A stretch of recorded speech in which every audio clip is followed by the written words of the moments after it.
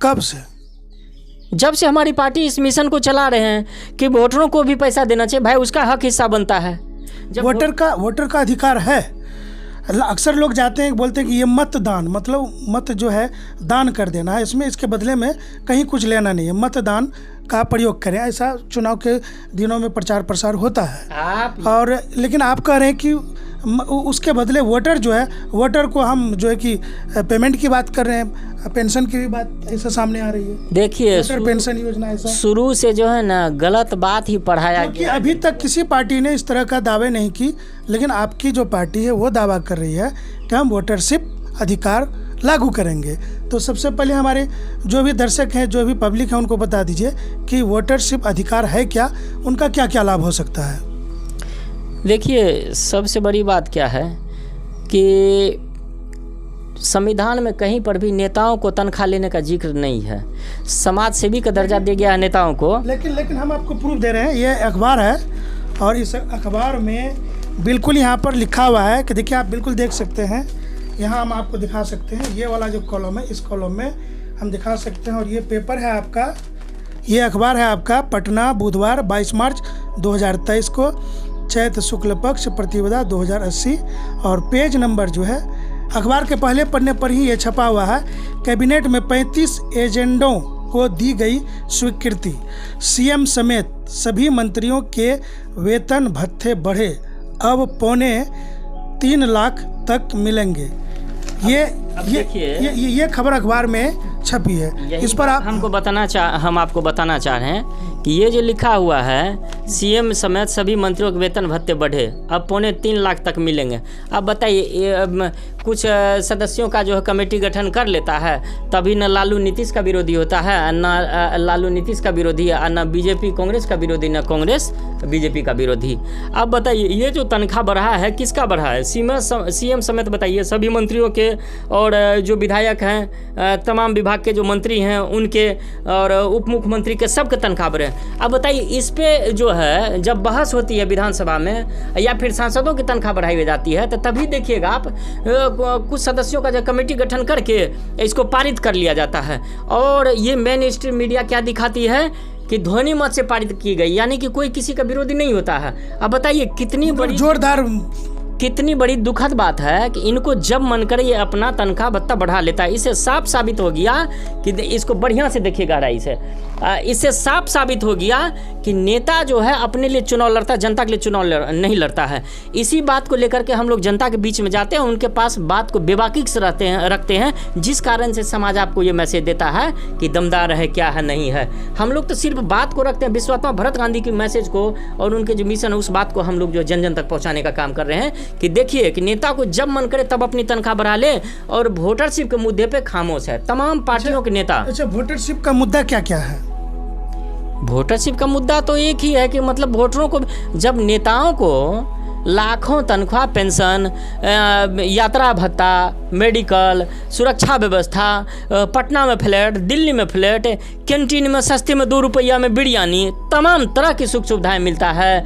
पद से हटने के बावजूद भी जो उसको पेंशन मिलते रहता है, उसके परिवार बाल बच्चों को सुख सुविधाएं मिलते रहता है, पढ़ाने के लिए, मेडिकल के लिए, सारे चीज़ों के लिए। तो फिर वोटर को क्यों नहीं, जबकि ये सब सुविधा जो है पेंशन भी उनको जो मिलता ही रहता है सारा चीज। और अगर 2 बार अगर विधायक बन गए तो 2 बार का पेंशन मिलेगा, ये बात कहाँ तक? भैया जितनी बार बनता है उतनी बार का उसको पेंशन जोड़ करके मिलता है, जितनी बार जीतेगा। अगर बिहार में ऐसे विधायक हैं जो कि 25-30 साल से अपना जो एक चुनाव जीत रहे हैं, तो उतना बार का जोड़ करके उनको पेंशन जी एकदम बिल्कुल मिल रहा है उसको जोड़ करके। तो जनता ये बात नहीं जानती, जनता को क्या सिखाया जाता है, तुम महतो हो और फ्लैट भी मिलता है। देखिए जनता को सिर्फ यही बातें सिखाया जाता है, उसको यही मिलता है, तुम महतो जाति को हो तो महतो जाति के नेता के ही वोट दो, तुम्हारा क्योंकि भगवान है वही। तुम यादव हो तो यादव के नेता को ही वोट दो, तुम्हारा भगवान है यादव का नेता।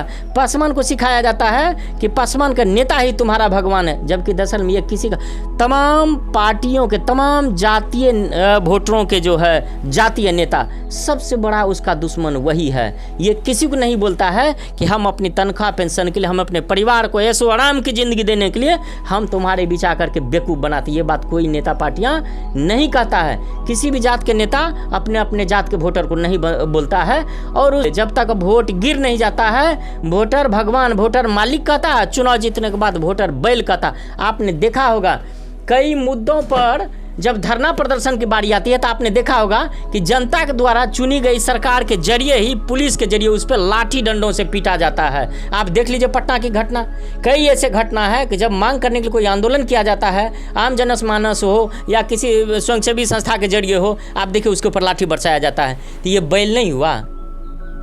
बैल में जनता में क्या फर्क? सीधा जान लीजिए, भारत के जो तमाम राजनीतिक पार्टियों के नेता है, सिर्फ चुनाव जीतने से पहले तक ही जनता कहता है, उसके बाद जनता के साथ जंतु वाला व्यवहार करने लगता है। लेकिन अभी का तो माहौल बिल्कुल ख़राब है। जब चुनाव आती है, जनता को प्रलोभन दिया जाता है, उनको हाथ में कुछ थमाया जाता है और अकाउंट में भी कुछ डाला जाता है, तब जाकर के वो वोट करते हैं। तो यानी अपने वोट को उन्होंने बेच दिया। इस पर आपका क्या राय है? देखिए, उसका मजबूरी है, जनता का मजबूरी है, किसी न किसी कारणवश परेशान रहता है, तरह तरह की दुख तकलीफ़ें रहता है, तो उसको लगता है कि आज रात भर हम 200 का मुर्गा खा लेंगे तो इससे जीवन मेरा पार लग जाएगा। जबकि उसको ये जानकारी ही नहीं है कि हम 5 साल के लिए अपने लिए नौकर चुनते हैं, हम एक वकील चुनते हैं, जो वकील चुनाव के समय में हमारे मुद्दा को बेबाकी से बोलता है, मंच के जरिए, अपने भाषणों के जरिए, रैलियों के जरिए, सभाओं के जरिए, अखबार टीवी के माध्यम से। वही मुद्दा को जो है ये तमाम राजनीतिक पार्टियों के नेता चुनाव के बाद भुला जाते हैं। यानी कि वो वकील जो है, कोर्ट जिसको हम लोग, ये विधानसभा है, लोकसभा, इसको हम लोग कोर्ट कहते हैं, उस कोर्ट में जाकर के वो उस बात की जो है पैरवी ही नहीं करता है, उस बात पे जो है वो बहस ही नहीं करता है, जिस कारण जनता की केस हार जाता है और अमीरों का केस जीत जाता है। अच्छा, जब इलेक्शन आती है तो पोस्टर में लिखा रहता है ईमानदार, कर्मठ, काफ़ी लगनशील, मेहनती, जनता का शुभचिंतक, और कई सारे लतीफ़े उस समय जो है कि निकलते हैं पोस्टरों में, बैनर में। तो ये बात कहाँ तक सत्य साबित हो रही है? वो मूर्ख वाली बातें नहीं कहेंगे, ये हुआ इमोशनल ब्लैकमेलिंग करना, जनता को मूर्ख बनाया जाता है ये बातें बोल करके तमाम राजनीतिक पार्टियों के द्वारा। इसी बात को ख़त्म करने के लिए हमारी पार्टी राजनीतिक सुधारों अभियान भी चला रही है। जनता को इतनी जागरूक कर देना है, हर एक घर में एक एक एडवोकेट पैदा कर देना है कि छोटे मुकदमे जो है उसके लिए वो खुद भी वहाँ बहस करके कोर्ट में जो अपना केस को जीत जाए। लेकिन वो केस जीतने के लिए उसके पास पैसा होना चाहिए, और जब वोटरशिप चालू होगा तो उसके माध्यम से उसके पास पैसा होगा, छोटे मोटे मुकदमा भी अपने से चुनाव लड़के क्या कहते हैं अपने से बहस करके जीत जाएगा अपने मुकदमा को। वोटर्स पार्टी इंटरनेशनल जो है, यह क्या अभी देश में विधायक और सांसद का चुनाव लड़ती है?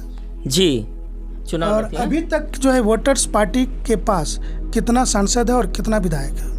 देखिए, चुनाव जीतना ही सिर्फ मकसद नहीं होता है, और मुद्दे तो हैं। हाँ, एक समय में वाजपेयी जी की भी सरकार थी जो कि काफ़ी कम संख्या में विपक्ष में खड़ी होती थी, लेकिन आज उनकी जो सबसे बड़ी पार्टी बनकर उभरी है।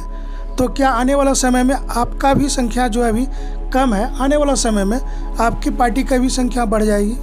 देखिए, हमारे विश्वात्मा भरत गांधी जो भी बात कहते हैं वो सारी बातें सच साबित हो रहा है, ठीक है। और आप जान लीजिए कि हमारी पार्टी के जो मुखिया हैं विश्वात्मा भरत गांधी जी समकालीन राजनीतिक सुधारक भी हैं, और पूरी विश्व की एक साझा सरकार भी बनाना चाहते हैं, साझा सेना भी बनाना चाहते हैं। बहुत सारे ऐसे जटिल मुद्दे हैं जिस पर कि वो काम कर रहे हैं, हमारी संगठन काम कर रही है। तो विश्वात्मा भरत गांधी जी कहते हैं कि जब वोटरशिप चालू होगा, ये किसी माय का लाल का औकात नहीं है, पूरी दुनिया का ताकत मिल जाएगा तो इसको कभी बंद नहीं कर पाएगा।